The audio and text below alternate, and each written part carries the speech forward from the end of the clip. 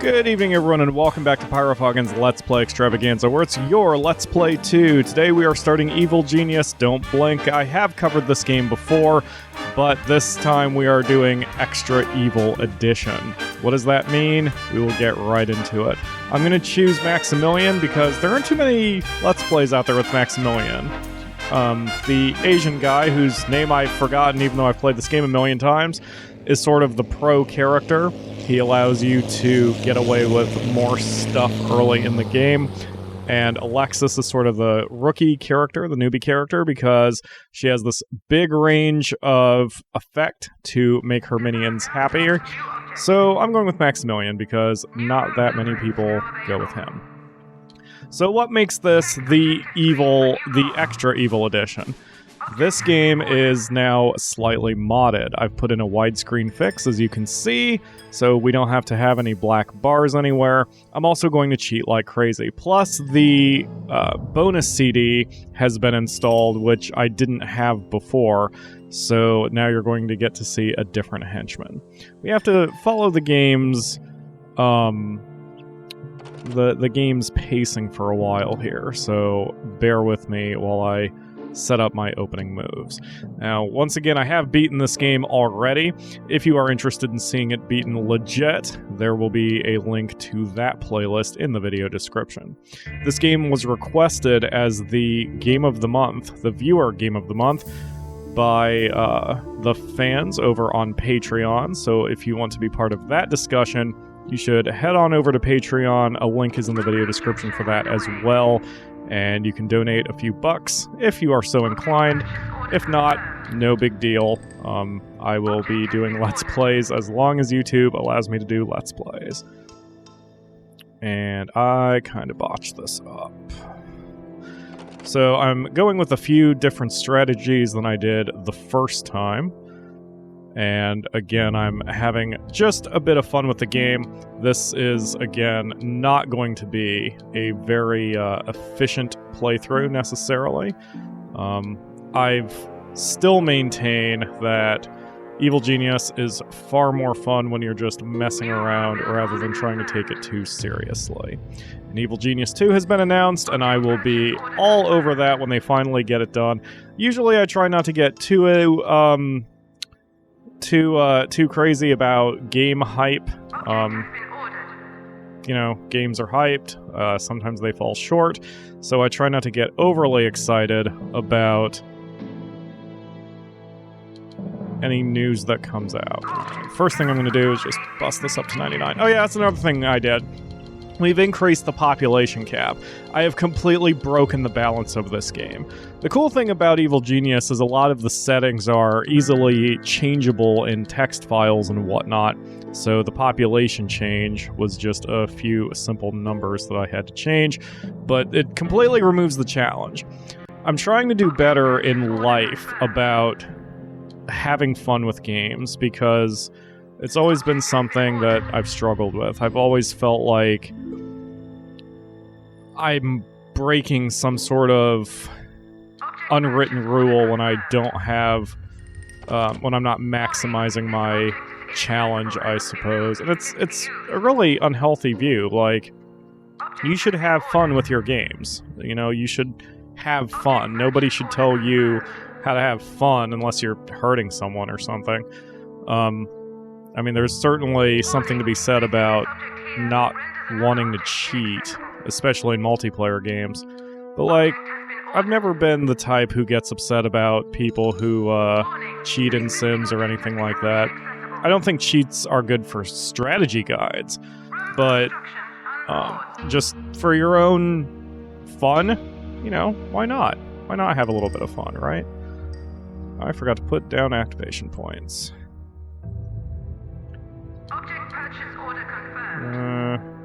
That might get dicey. Let's just put one in each corner like that. So the first thing I'm doing is I'm using barracks as hallways. I hadn't considered that strategy until I read someone state that in the Steam forums, but it's a really smart idea, because when you use barracks as hallways, you can line them with lockers, which not only gives you a higher population boost, which we're going to need since we've got a ridiculously high population cap here, but also it restricts where the Agents of Good can go. The only thing I'm concerned about... actually... if I just move it like that... we should be fine, right? Whoa. Guess I'll keep editing that once we're done with the hallway here. So yeah, we are going to have a ton of peeps. Now, there are even more cheats I can do. There's one especially I want to do toward the end of the game. I don't want to do it early because I've also heard it can seriously mess up your game. But it's called Army of Darkness, and when I hit the command, I instantly get one of every minion and each henchman at the point of where my mouse is. And that also severely breaks the balance of the game, since you're supposed to have about 7 max at the end game of henchmen, and with that command you can get like 12 right off the bat. But again, I've played the game legit, I've beaten it legit, so time to have a little bit of fun, right? And part of that is also going to be that we are going to put in some money cheats so we can get, we can avoid the grinding as much as possible, which is, of course, probably the worst part of this game. Hopefully, Evil Genius 2 fixes that. Alright, so yeah, the only... I'm kind of concerned about... No, wait, I can turn that. See, the Agents of Good can bomb the crap out of your base if there's something they can't reach. I don't think this qualifies. I think they only bomb the crap out of your base if you have a tile that can't be reached. It's a way that the game kind of forces you not to do that. Like if you make... I can actually demonstrate it, but basically if you cut off a hallway with objects, then they can bomb those objects to get them out of the way, and that way there's free movement everywhere, but it's designed to stop you from building your base in such a way that your enemies can't access those objects. That said, it's very annoying, but there are ways around it. But if you're a new player and you don't know that's happening, like, you're gonna see the Agents of Good, especially the super agents, start teleporting around your base, and then you're kind of screwed. Alright, I'm going to get Maximilian up here because I just realized this is going to take forever if I just let this happen. So, we need a command console, and we need a bed. Alright. So, you know what? I'm going to take a risk. So, I'm going to be doing things you are not supposed to do in Evil Genius, like building a storeroom close to the entrance of your base. All construction workers are busy at the present time. Because all that's going to do is encourage the Agents of Good to come over and start beating the crap out of you, or stealing your money. And we can't have that. I am using a lot of real estate right now. Maybe I have a bit more to work with. But, if you need info on any of these patches, let me know in the comments below, and I will provide links and such to those mods. Obviously, I did not build any of these myself. I'm just using the wonderful Evil Genius community to help me out. Alright, so I'm going to have Maximilian right-click this, and that prioritizes them building this room, which I need to work with priorities or this is going to take forever since I just gave them about 1 million build orders. Yeah, I know. I know. It's okay. It's okay, voiceless lady.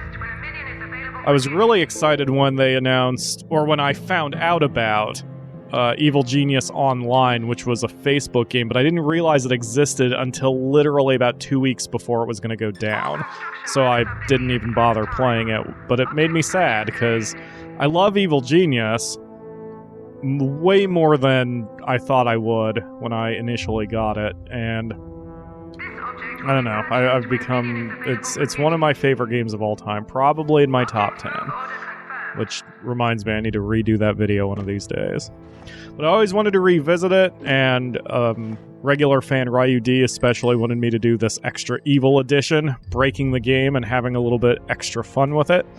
And it's a good excuse to go back to it. Not only is it one of my most popular series, but also I wanted to go back to it to kind of clean up my audio and, you know, do some of my more learned techniques for doing this whole Let's Play thing. Because Evil Genius was one of my, I guess not first series, but it was one of the series early on in this whole YouTube career thing I'm doing. And, you know, I've learned a lot since then. I'm calmer for one. Isn't that nice? Instead of screaming at the top of my lungs into the microphone. Come on, guys. Give me the console here. Yeah, don't worry about the dead bodies. In fact, what I should do is just widen this. And I never have a plan in mind when I first start a base, because again, I think it's more fun to just screw around, and this way, if I don't have a plan going into it, I surprise myself sometimes. The only thing I did plan was this circular trap I have going. I got that from someone who plays the game, and he calls it a cyclone. It's a good idea. Actually, no, never mind. I think that setup's good. We'll get to test it. I didn't get to use many traps last time. While playing the game normally, I actually find the traps can be a little annoying unless you plan them very specifically.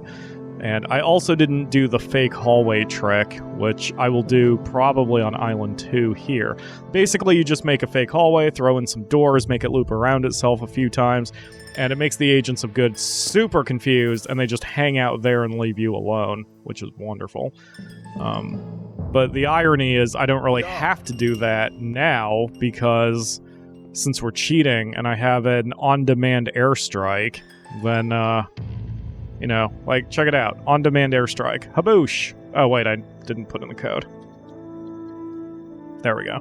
So, haboosh, haboosh, haboosh. So if I ever get overwhelmed, I'll just fire off a few of those and everything will be fine. And check out my money count down here. 400,000's my cap? Oh well, that'll get fixed. So we are going to eliminate a lot of the time wasting here. I don't know if that's going to affect the episode count, really, because I'm not sure if I can really rush the objectives in the game, and I haven't watched my own Evil Genius series in a long time, so I don't remember how much time I spent just waiting around and grinding, but hopefully the game goes a lot faster for you. My poor little minions. Like, right now we're kind of in bad shape because of how few we have. We only have 5 dudes running around. And once we do the initial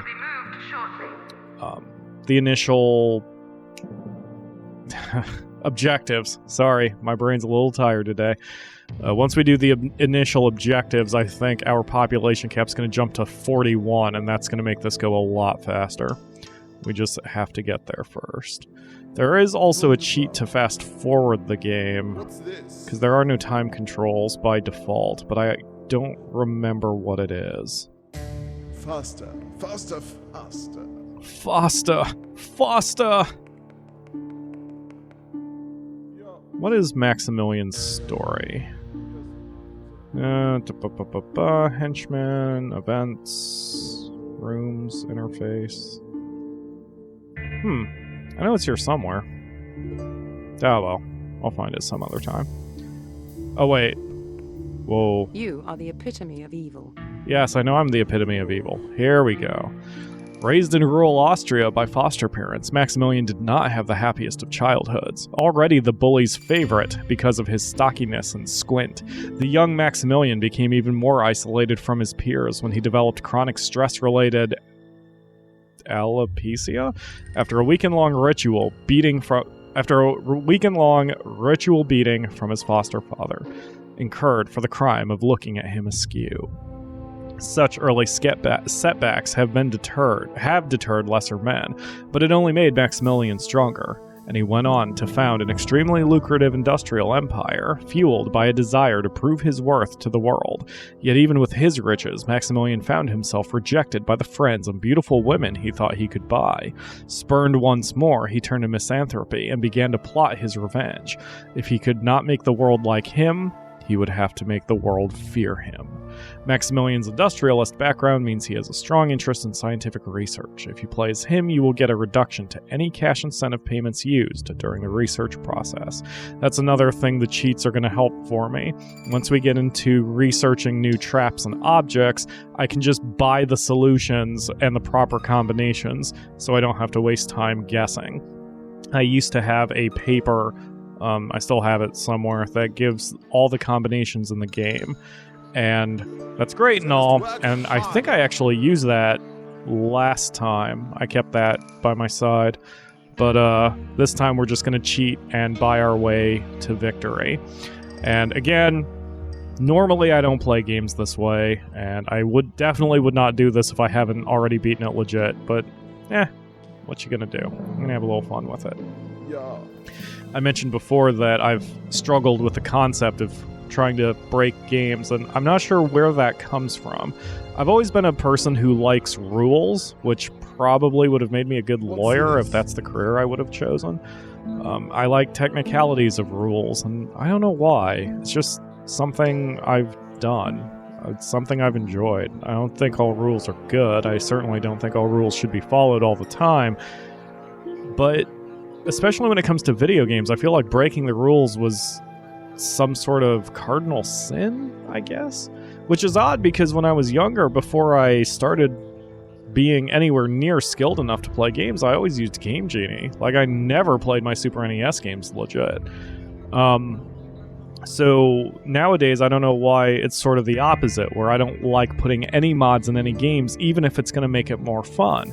Like the famous Randy Savage Dragon mod from Skyrim. For some reason, I see that and I think it's hilarious, but I don't want to put it in, and I can't explain why. It's not really a question of immersion, because I don't play Skyrim to be immersed in the world. Some games I do.